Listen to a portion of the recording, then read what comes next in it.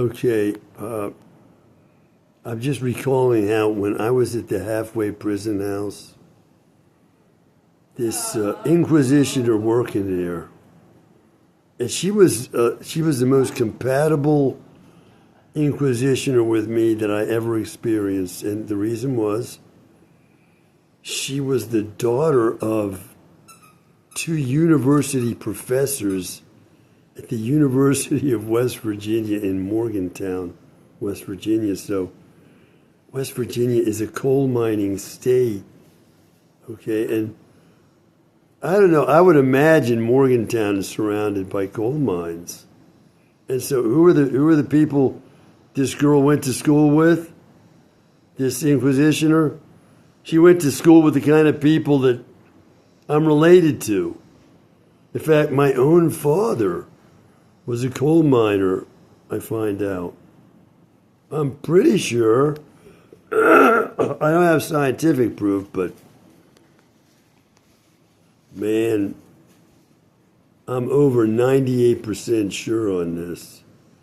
So anyway, my own father's a coal miner, and so this one inquisitioner has the best relationship with me. Well, it's not, I don't trust her or any of those inquisitioners, because what happened to me in 1982, you can't do what you did to me back then and ever expect me to like you. You cannot do that kind of thing and be liked. I want you brought to justice. I'm not going to let go. You cannot do what you did to me, and went on doing. So, yes, as an inquisitioner, I'm like a guy in prison saying, yeah, there was one prison guard that I got along with.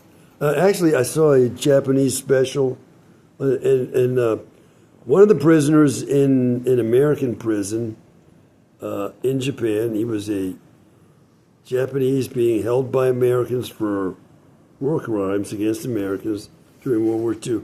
He was saying that some of those American guards were,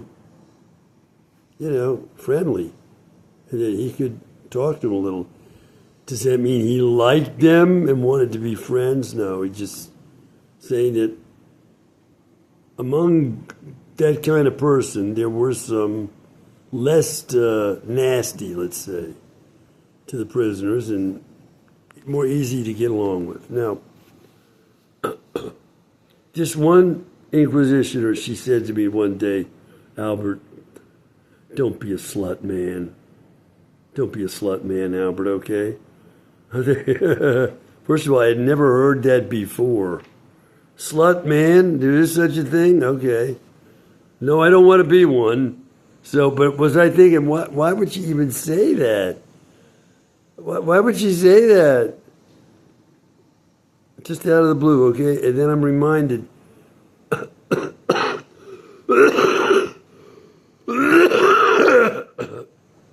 At the same halfway prison house, I made friends with this young woman who had tried to commit suicide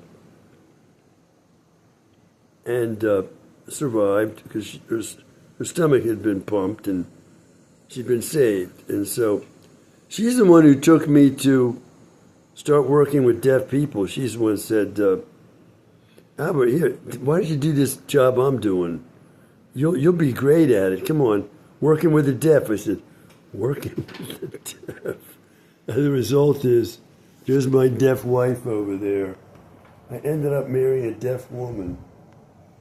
I got on the trail of having to do with deaf people from her. He said, come on, you can do it. I said, okay, doing what? So I went and did this job. Now, here's what she says to me out of the blue one day. She's saying to me, she says, Albert, just keep your poop chute just for pooping. Just keep that poop chute just for pooping. I'm thinking, why would she even say that to me? Yeah, you're right. I agree. Why would she even say that? Okay, so two instances of similar blurtings of advice to me. I never would have expected, and no one needed to tell me that I should keep my poop shoot just for pooping. You don't got to tell me that. And be a slut man? I couldn't even get a date with a woman. How am I going to be a slut man? I don't know. Well, maybe she said that about the slut man because I was in a forbidden sexual relationship with a woman in the halfway prison house. We weren't supposed to be having sex, but we were. And so those folks found out about that because the woman went bananas, I guess you would say, or she was a undercover agent sent there to wreck my great, outstanding performance at that place where people went, we don't see that this guy is Fruit Loop crazy. We're not seeing it, but so the undercover police are going to get in there and cause me to flip out because, never mind all that, but it didn't work. I did not flip out. I left there.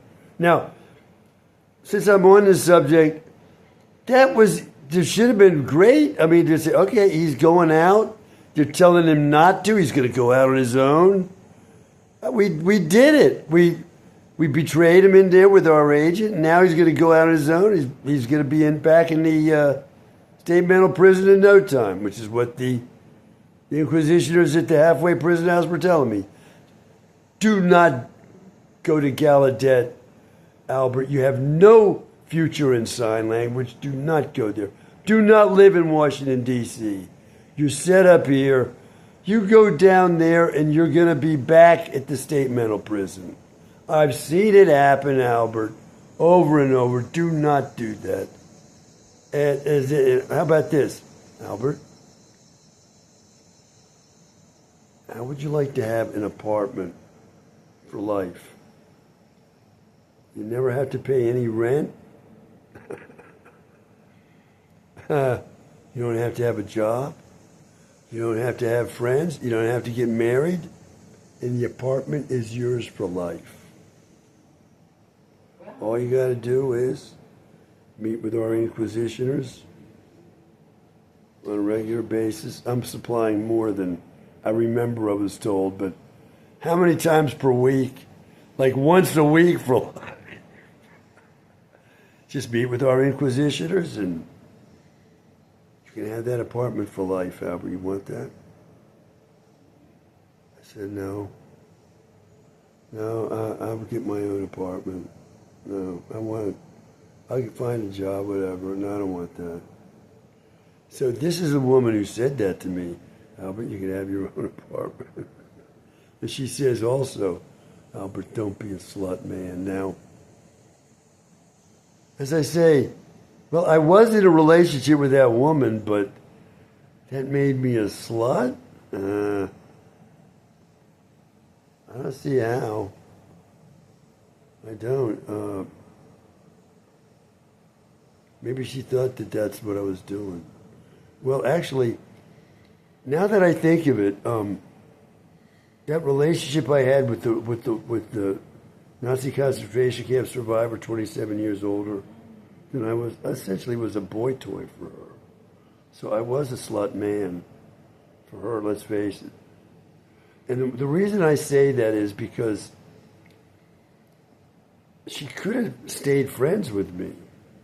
She said to me that the reason why she had to not be friends with me, she said, because if her husband found out he divorced her, well, she did divorce that husband. Okay, and I lived within walking distance to her house. Not because of anything I'd done. My mother and father bought a house within walking distance of hers. And when they bought it, I didn't even know where it was. I was in agony from the shot of radiation poison I'd been given. I was in the back seat of my parents' car. They were driving around looking at houses. They were thinking about buying a house. And I didn't even know where I was. I swear to God, I did not. And they decided on this house and bought it. And I did not know that it was in walking distance of this Nazi concentration camp survivor's house. I did not know that. For years and years, brothers of mine lived in that house before me. And I got there and I didn't know really it was walking distance until when? Well, I started to take the subway to work, and the subway was right across the street from the Nazi concentration camp survivor's apartment, right across the street. It wasn't there when I had a relationship with her, but it was built later, and so I was going to walk to the subway, and I did. It was an easy walk from my house, so I'm within walking distance of her house. I'm in the phone book by my name, and I published things online as well. I had all my publications online, 50 online books, multiple online essays and articles of all kinds. And I even ran into her once and picked her up. She was walking home from a store.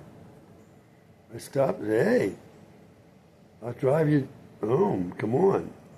We talked.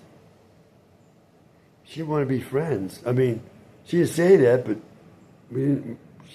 She wanted to stay friends, and